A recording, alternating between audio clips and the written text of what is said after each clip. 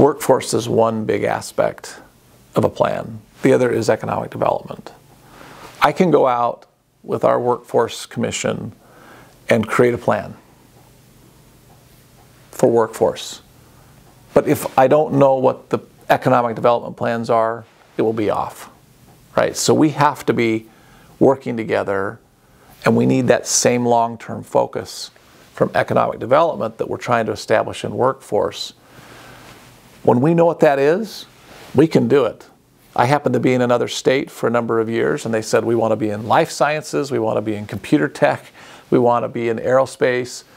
And so they had a plan, right? They said, these are the industries that we want to be strong. They put incentives in place to do that. Then the workforce part of that was able to say, okay, well, that's the plan. Let's figure out how we get you the workforce to do what you need to do. That's what we need.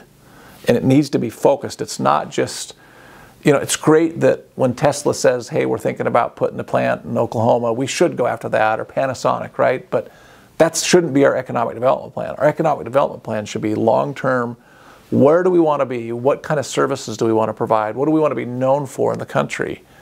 And when we put that stake in the ground, that then allows the legislature to fund things that are consistent with that strategic plan. And we can do the same thing on workforce and go to the legislature and say, hey, if we want these, we got to have this for the workforce. So they're really hand in glove. We got to get this thing done. I know there's all sorts of bills have their own lives, right? They kind of bob and weave in a legislative session, but we got to do something different. This is really important for Oklahoma to get economic development, you know, the economic development stake in the ground. And then let's hold them accountable. You guys can hold the workforce commission accountable. Together we'll create a winning strategy for Oklahoma. Because this is a great place to work, live, play. We need to make sure that we are creating jobs for the future. And this is how you do it. This is how the states that have done it did it.